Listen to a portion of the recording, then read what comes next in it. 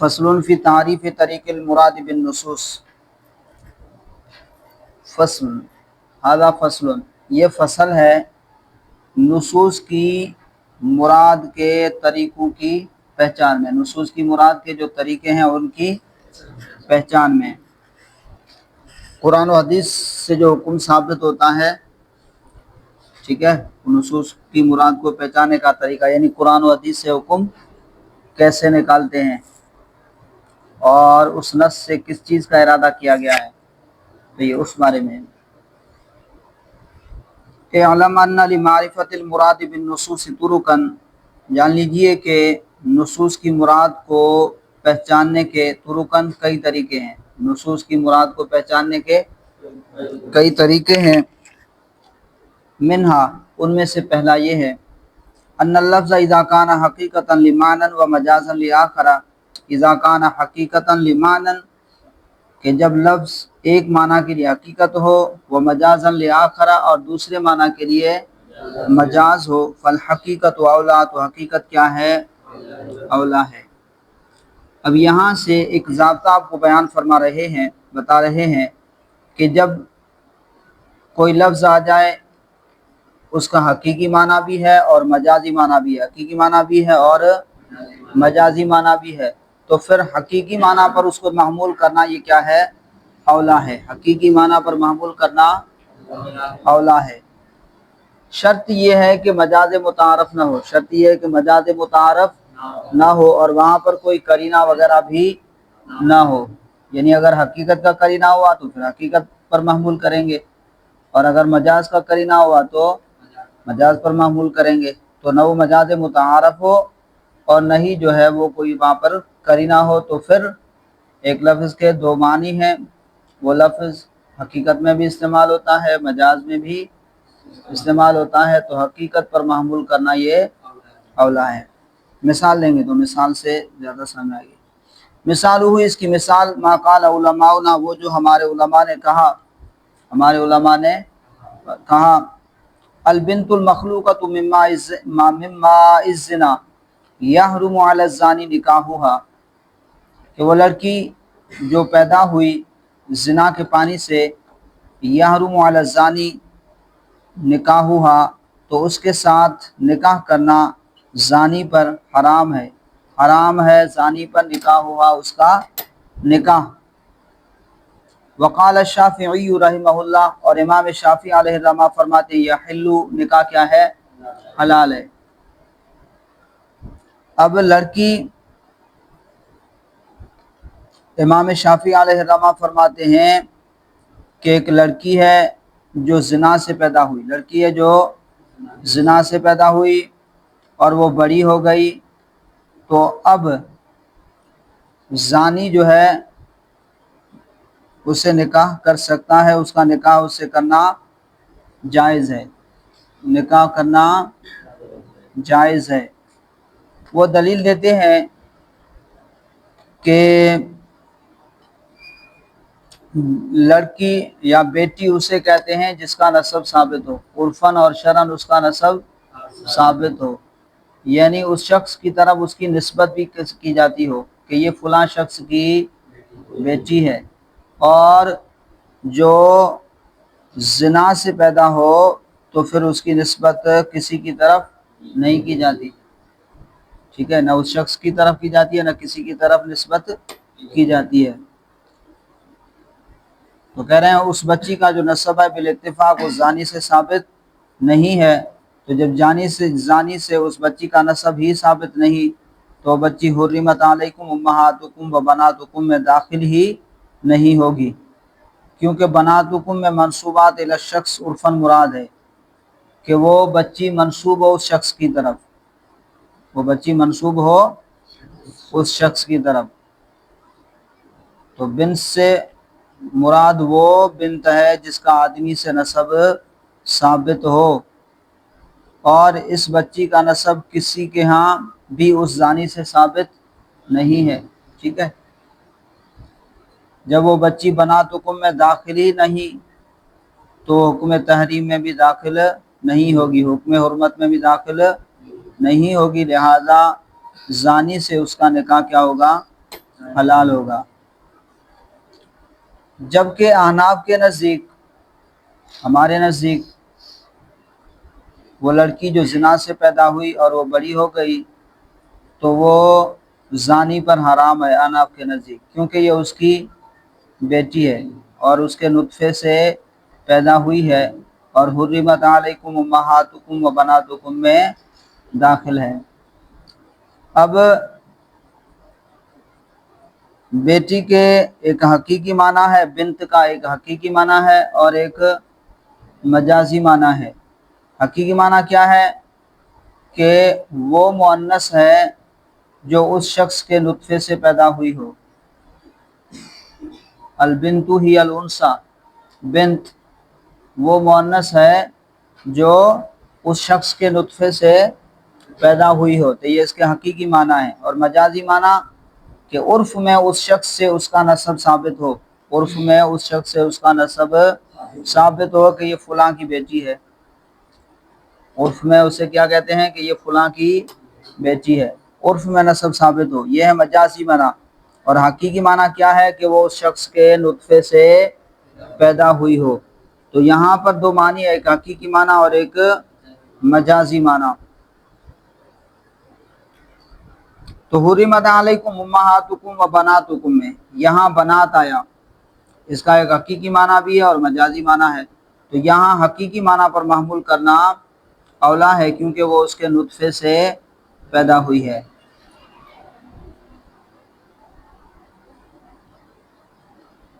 البنت المخلوقۃ من ماء الزنا، ہمارے علماء نے اس کی مثال دی کہ جب ایک لفظ کے حقیقی معنی بھی ہو اور مجازی معنی بھی ہو تو حقیقت پر محمول کرنا اولا ہے۔ اس کی مثال وہ جو ہمارے علماء نے کہا کہ وہ لڑکی جو پیدا ہوئی من ماء الزنا، زنا کے پانی سے، زنا کے نطفے سے، یحرم علی الزانی تو زانی پر حرام ہے نکاح ہوا اس کا نکاح، یعنی زانی پر حرام ہے اس کے ساتھ نکاح کرنا۔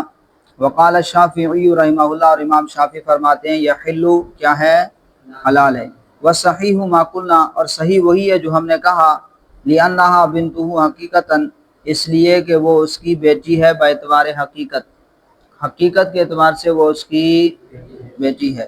فتدخل تحت قولہ تعالی، تو وہ داخل ہوگی، وہ بچی جو مائے زنا سے پیدا ہوئی، زنا کے نطفے سے پیدا ہوئی، وہ داخل ہوگی تحت قولہ تعالی، اللہ تبارک و تعالی کے اس فرمان کے تحت، حرمت علیکم امہاتکم و بناتکم، کہ حرام کر دیا گیا تم پر، حرام کر دی گئی تم پر تمہاری مائیں اور تمہاری بیٹیاں۔ یہ پوری آیت ہے، اس کے اندر محرمات ابدیہ کا ذکر ہے جن سے ہمیشہ ہمیشہ نکاح کیا ہوتا ہے، حرام ہوتا ہے۔ حرمت علیکم امہاتکم و بناتکم و اخواتکم و عماتکم و خالاتکم و بنات الاخ و بنات الاخت، چوتھے سپارے کی آخری آیت ہے، سورہ نساء میں یہ آیت مذکور ہے، آپ اس کو پڑھ لیجئے گا اور اس کا تفسیر وغیرہ اس کو بھی پڑھ لیجئے گا، تو اس میں محرمات ابدیہ کون کون سے ہمیشہ ذکر ہیں۔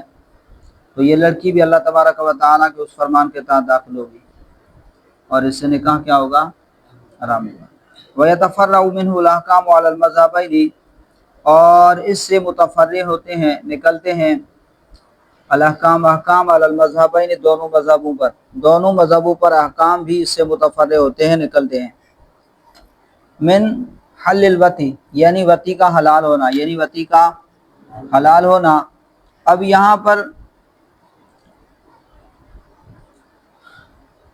اختلاف یہ ہے کہ احناف کے نزدیک زانی اپنے پانی سے، اپنے نطفے سے پیدا ہونے والی بچی سے نکاح نہیں کر سکتا، حرام ہے اس پر، اور شوافی کے نزدیک نکاح کر سکتا ہے۔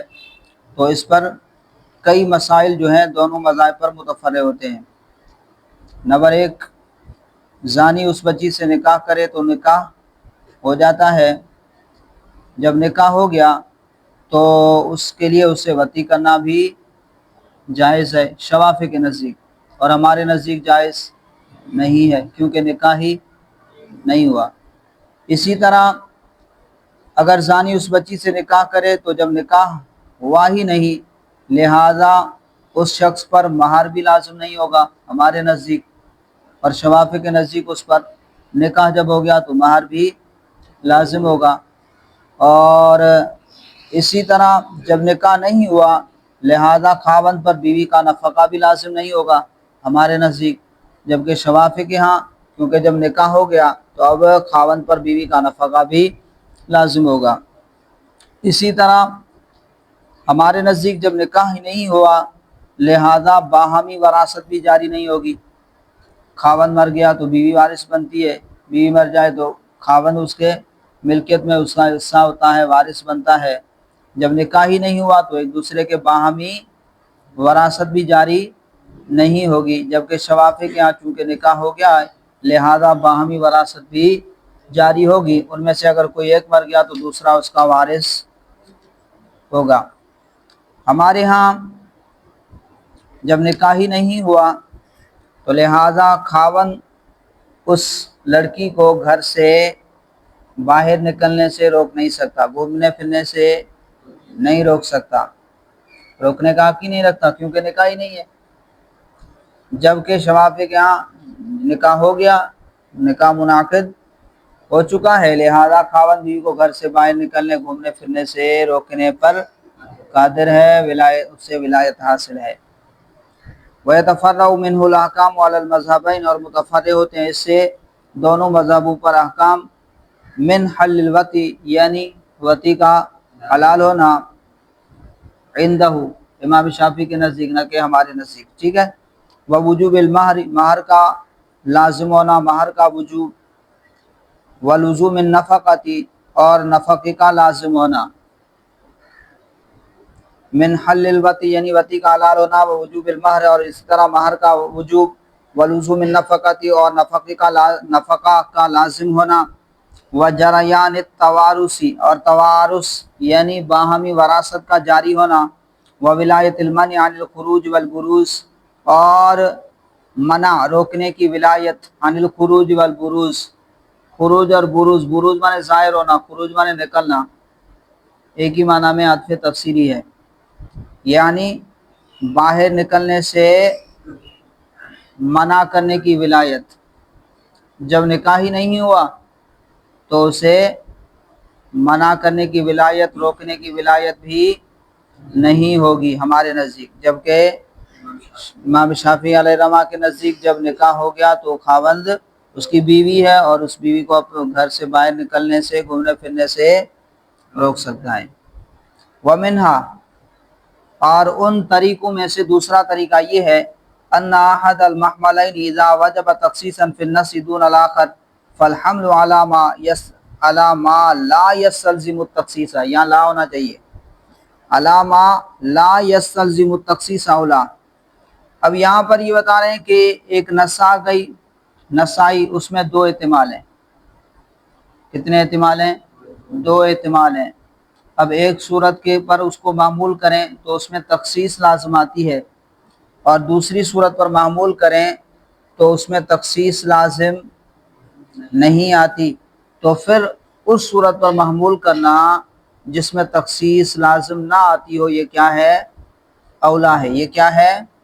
اولا ہے، یعنی نص اپنے عموم پر باقی رہے، اور دوسرا معنی مراد لینے کی صورت میں نص میں تخصیص لازم آتی ہو، نص اپنے عموم پر باقی نہ رہتی ہو، تو وہ معنی مراد لینا بہتر ہے جس کی وجہ سے نص میں کسی قسم کی تخصیص لازم نہ آئے اور نص اپنے عموم پر باقی رہے۔ جیسے اولا مستم النساء، یہاں لامستم کا ایک معنی ہے مس بالید اور دوسرا معنی ہے جماع، حقیقی معنی ہے مس بالید اور مجازی معنی ہے جماع، تو اب ہم جو ہے اس سے معنی مراد لیتے ہیں مجازی معنی، وہ کیا ہے؟ جماع، کہ جب بھی کوئی جماع کر لے گا تو اس کی طہارت زائل ہو جائے گی، اور امام شافعی علیہ رحمہ اس سے مس بالید مراد لیتے ہیں کہ کوئی بھی عورت کو ہاتھ لگا لے، چھو لے بغیر حائل کے تو اس کا وضو ٹوٹ جائے گا، طہارت زائل ہو جائے گی۔ تو اب ہم جس صورت پر معمول کرتے ہیں اس صورت میں کوئی تخصیص لازم نہیں آتی کہ جب بھی کسی بھی عورت سے جماع کرے گا طہارت زائل ہو جائے گی، کوئی تخصیص ہے؟ نہیں ہے۔ لیکن امام شافعی علیہ رحمہ جو حقیقی معنی مراد لیتے ہیں مس بالید، تو اس صورت میں اسے تخصیص کرنی پڑتی ہے، وہ کہتے ہیں کہ محارم کو اگر ہاتھ لگا دیا، محارم عورتیں جو ہیں جن سے ہمیشہ نکاح حرام ہے، ان کو اگر چھو لیا بغیر حائل کے ہاتھ لگا لیا تو طہارت زائل نہیں ہوگی۔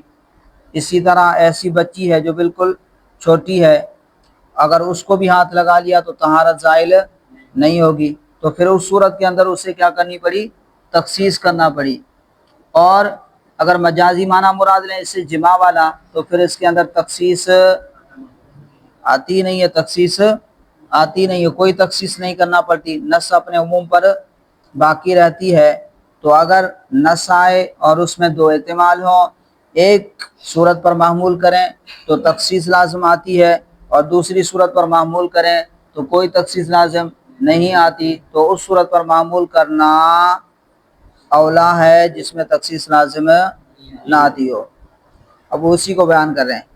ومنہا، اور ان طریقوں میں سے، نصوص کی مراد کو پہچاننے کے طریقوں میں سے دوسرا طریقہ یہ ہے ان احد المحملین، کہ جب دو احتمال میں سے ایک محمل پر، محملین دو محملوں میں سے ایک، اذا وجب تخصیصا فی النص، جب وہ ثابت کرتا ہو تخصیص کو فی النص، کس میں؟ نص میں، دون الاخر، نہ کہ دوسرا۔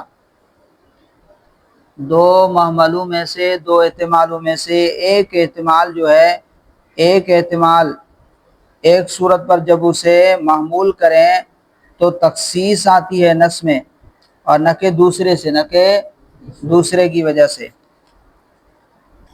ان احد المحملین، کے دو محملوں میں سے ایک محمل جو ہے، اذا وجب تخصیصا فی النص، کہ وہ واجب کرتا ہو تخصیص کو فی النص، نص میں، دون الاخر، نہ کہ دوسرا، فالحمل علی ما، تو محمول کرنا اس پر، اس معنی پر، لا یستلزم التخصیص، جو تخصیص کو مستلزم نہیں ہے، جو تخصیص کو لازم نہیں کرتا، اولا، یہ کیا ہے؟ اولا ہے۔ مثالہ فی قولہ تعالیٰ، اس کی مثال اللہ تبارک و تعالیٰ کے اس فرمان میں ہے، اولا مسم النساء فالملامست، پس ملامست، لو حملت، چھونا، ملامست چھونا، ٹھیک ہے۔ لو حملت، اس کا حقیقی معنی کیا؟ چھونا، اور اس کا مجازی معنی کیا ہے؟ جمع۔ اب اس نسائی، اس کے اندر دو احتمال ہیں، نسائی اس کے اندر دو احتمال ہیں، ایک حقیقی اور ایک مجازی۔ لو حملت علی الوقاء، اگر اس کو محمول کیا جائے جمع پر، لو حملت اگر معمول کیا جائے علی الوقاء، جمع پر، وقاء مانے جمع، جمع پر اسے معمول کیا جائے، کان النص معمولا به فی جمیع صور وجودہ، تو نص جو ہے وہ معمول بھی ہوگی، یعنی اس پر عمل ہو رہا ہوگا، نص جو ہے معمول بھی ہوگی، فی جمیع صور وجودہ، اس کے پائے جانے کی تمام صورتوں میں، یعنی جمع کے پائے جانے کی تمام صورتوں میں، جمع کے پائے جانے کی تمام صورتوں میں نص کیا ہوگی؟ معمول بھی ہوگی، اس پر عمل ہو رہا ہوگا، نص جو ہے معمول بھی ہوگی۔ اب کسی سے بھی جمع کر لے، طہارت کیا ہو جائے گی؟ زائل ہو جائے گی۔ کوئی تخصیص کرنا پڑی؟ نہیں کرنا پڑی۔ بھئی کسی سے بھی جمع کر لے، طہارت کیا ہو جائے گی؟ زائل ہو جائے گی۔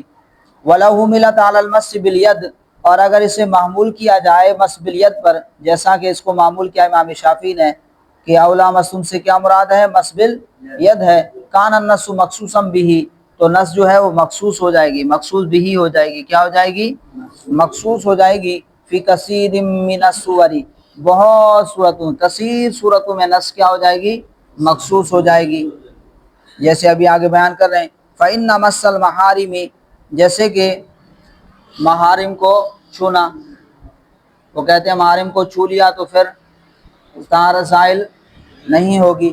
وَالطِّفْلَةِ الصَّغِيرَةِ جِدًّا، اور اسی طرح بہت چھوٹی بچی، طفلہ بچی، صغیرہ چھوٹی، اور جدًا بہت بہت زیادہ چھوٹی بچی، یعنی جو مشتہات نہ ہو، غیر ناقض للوضوء، تو یہ وضو کو توڑنے والا نہیں ہے، ان کو چھو لیا تو یہ غیر ناقض، یہ کیا ہے؟ غیر ناقض ہے، للوضوء، وضو کے لیے۔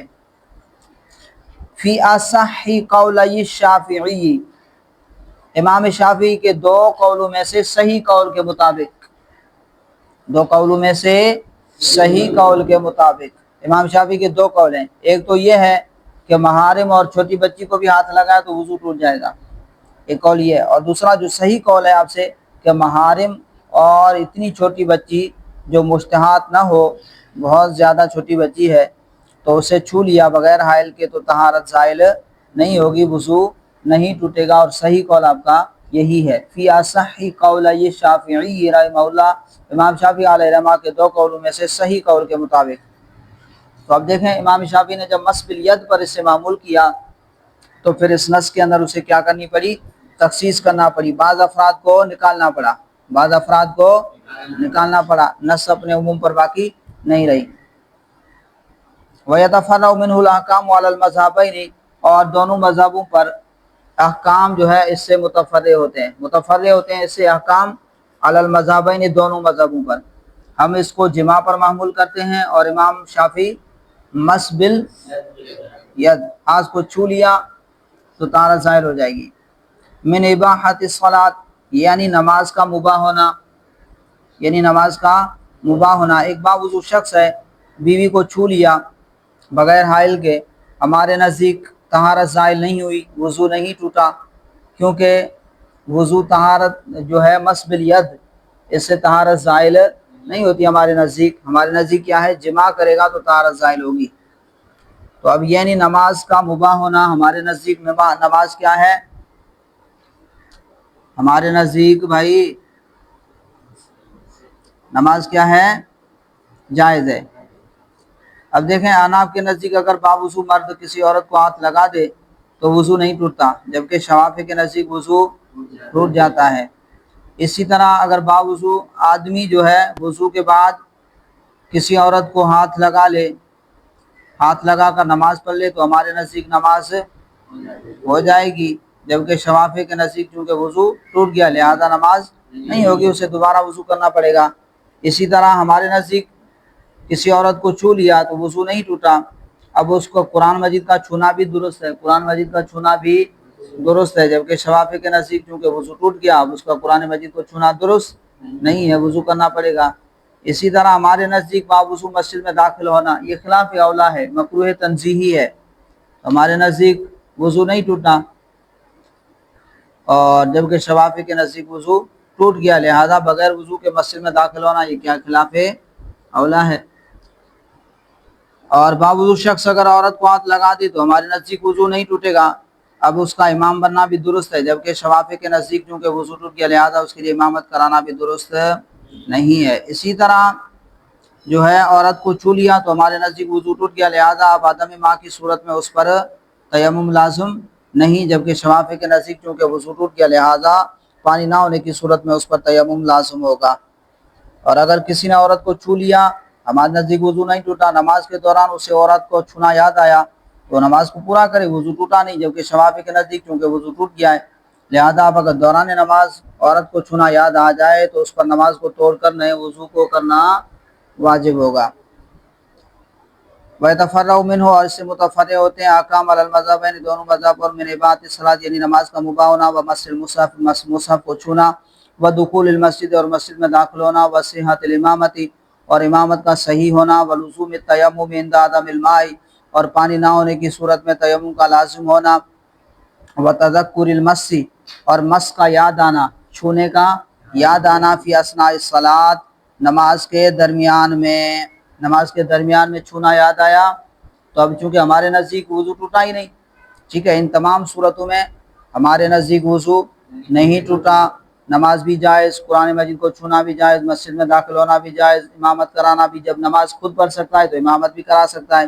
اسی طرح پانی نہ ہونے کی صورت میں تیمم بھی لازم نہیں کیونکہ وضو باقی ہے جی۔ اور اسی طرح عورت کو چھو لیا، اب درمیان نماز میں یاد آیا میں نے تو عورت کو چھوا تھا تو عورت کو چھونے سے ہمارے نزدیک وضو نہیں ٹوٹا تو اب اس کو نماز توڑ کر دوبارہ وضو کرنا بھی واجب نہیں، جبکہ شوافی کے نزدیک ان تمام صورتوں میں وضو ٹوٹ گیا لہذا اس شخص پر دوبارہ تجدید وضو لازم ہے، نیا وضو کرنا لازم ہے۔